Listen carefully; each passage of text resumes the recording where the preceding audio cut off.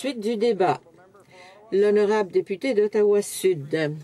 Merci, Monsieur le Président. Je suis très heureux d'être ici ce soir pour discuter de ce projet de loi C-60, qui est un projet de loi omnibus.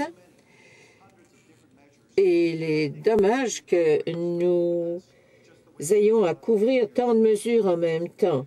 Mais c'est ce qui se fait depuis quelques années au sein de ce régime.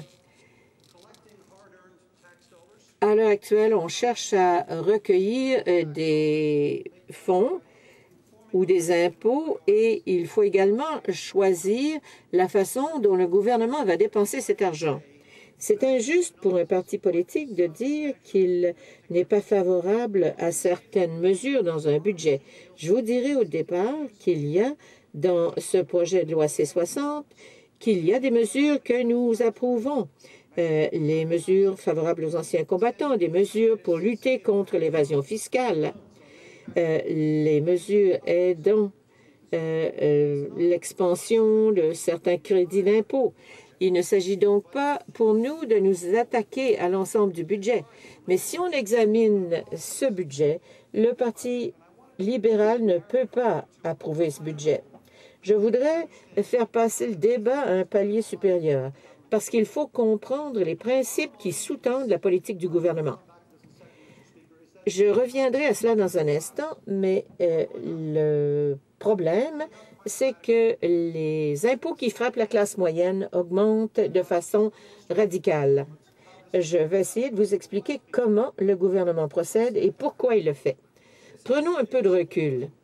C'est peut-être le gouvernement qui a le plus emprunté et le plus dépensé dans toute l'histoire du Canada.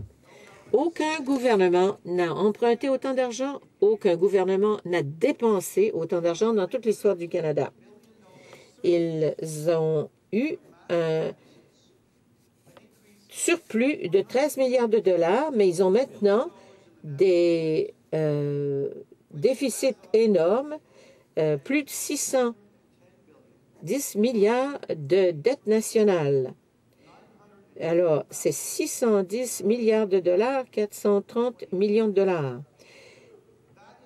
Voilà donc notre dette nationale aujourd'hui. Il y a une augmentation de plus de 156 milliards de dollars.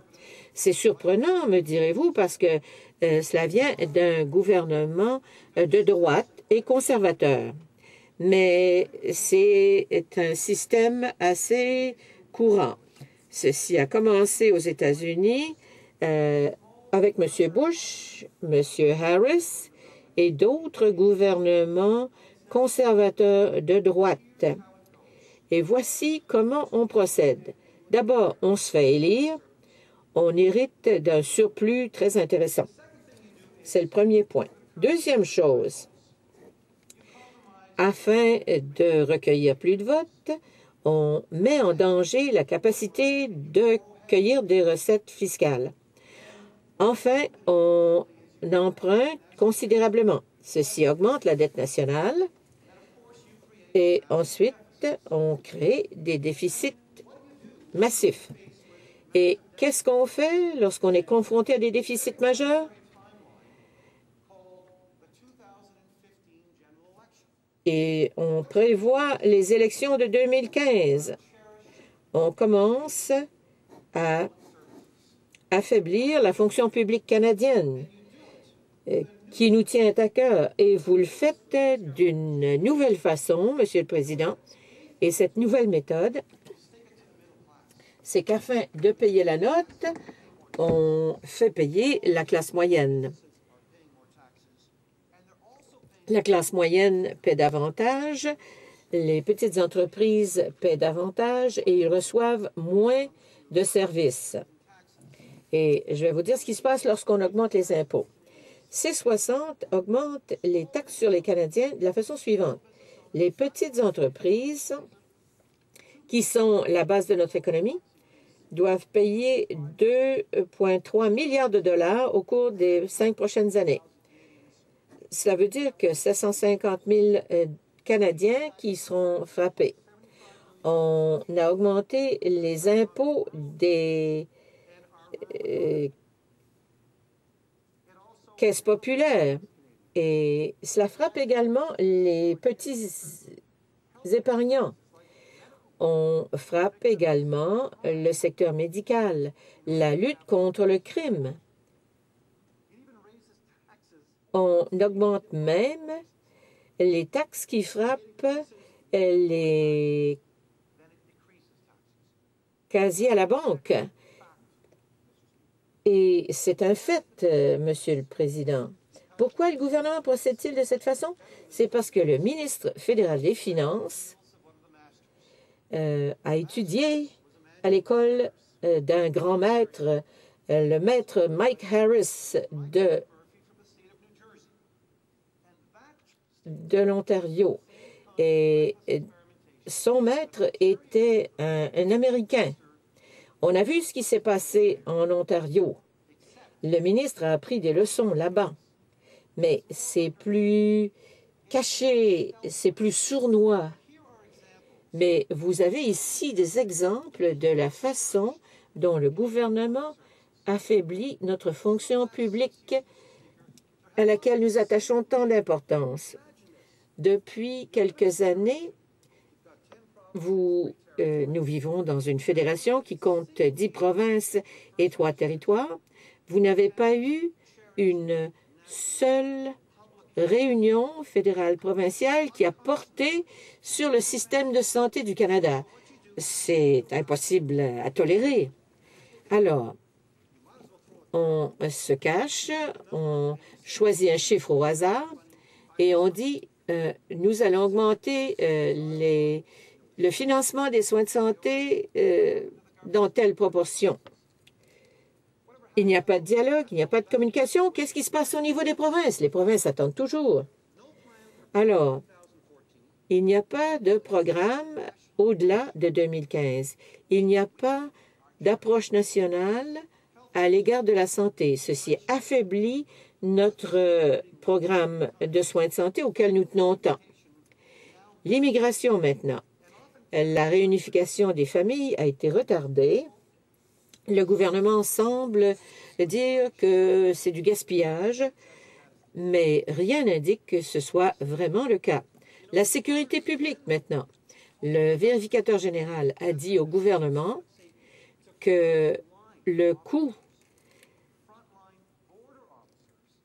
de la sécurité pour les agents des services frontaliers allait baisser.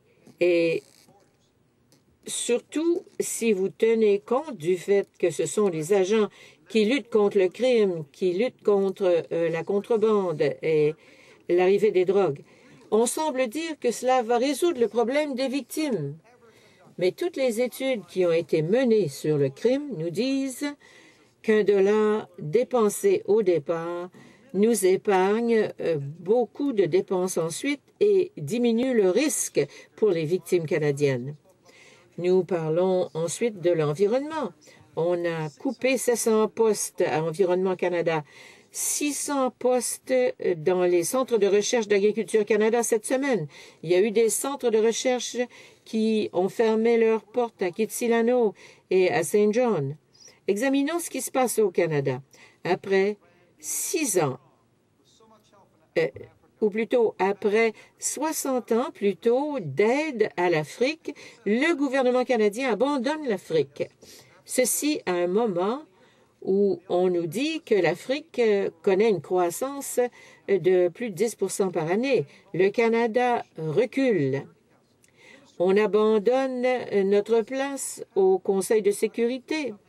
Le ministre nous dit qu'il voulait obliger les Russes de faire quelque chose au sujet de la Syrie. Il nous dit ensuite que nous n'essaierons même pas de récupérer notre siège au Conseil de sécurité de l'ONU. Mulroney comprenait l'importance de cela. Chrétien, c'est le multiculturalisme qui permet au Canada de jouer un rôle important.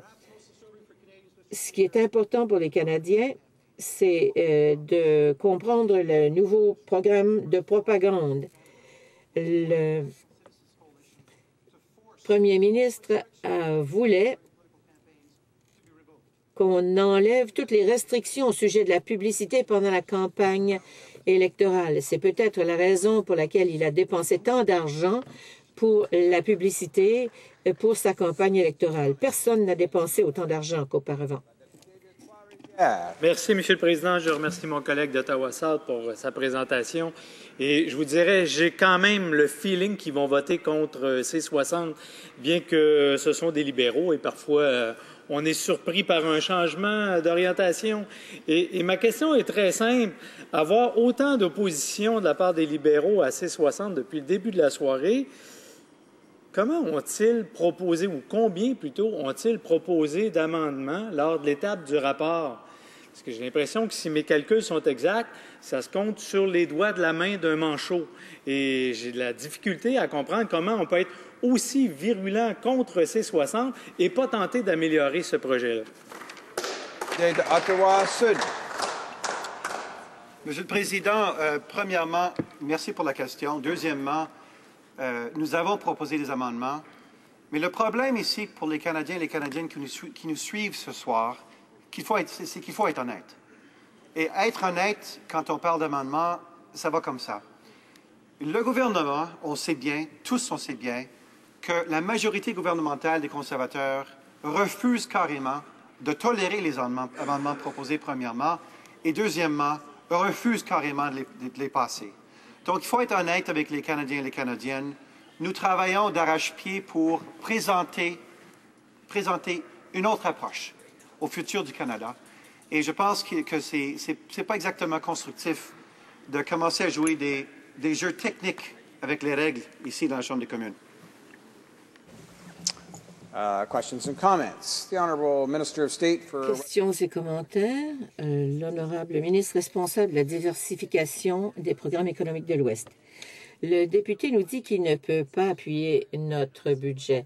Je ne vois pas pourquoi en Ontario, on ne peut pas appuyer un budget qui est favorable aux fabricants canadiens. Nous avons des taxes qui frappent les industries manufacturières au Canada. Et je ne vois pas pourquoi le ministre n'appuie pas les dégrèvements qui leur sont accordés. Il y a également des programmes d'aide à la fabrication de pointe. Je ne vois pas pourquoi on n'encourage pas les provinces à investir dans le biogaz ou en vue de lancer un programme d'aide au capital à risque. Le député d'Ottawa Sud.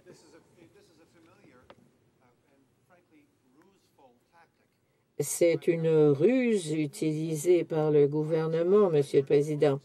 J'ai expliqué dans mon commentaire qu'il y a des mesures dans ce budget que nous appuyons.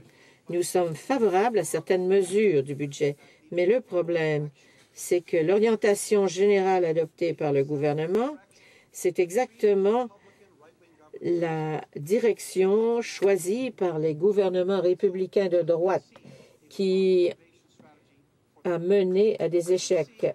Jusqu'à ce que nous voyions une véritable diversification, jusqu'à ce que nous voyions un vrai programme d'aide au capital à risque, jusqu'à ce que nous voyions une aide véritable aux programmes commerciaux, toutes les mesures adoptées jusqu'ici rendent presque impossible au gouvernement, ou plutôt aux gens de l'Ontario, d'appuyer ce budget. L'honorable député de Burnaby, New Westminster. Monsieur le Président, je voulais demander aux députés d'Ottawa Sud ce qu'ils pensent des attaques conservatrices qui rendent beaucoup plus difficile aux Canadiens, aux néo-Canadiens, d'amener au Canada leurs parents lors de funérailles, par exemple. Il est déjà très difficile d'obtenir l'approbation pour faire immigrer ces familles, mais les conservateurs oblige les Néo-Canadiens à payer beaucoup plus cher leur accès au Canada. L'honorable député d'Ottawa-Sud, une des choses les plus ridicules que pourrait faire le gouvernement, ce serait d'empêcher les Néo-Canadiens qui arrivent au Canada de recevoir les membres de leur famille. J'ai déjà vécu en Italie, j'ai travaillé en Union soviétique et dans tous ces pays, j'ai vu des gouvernements qui essayaient d'attirer des immigrants pour faire fonctionner leur économie. Nous devrions essayer de faciliter l'accès des immigrants. Nous ne devrions pas leur rendre la tâche plus difficile.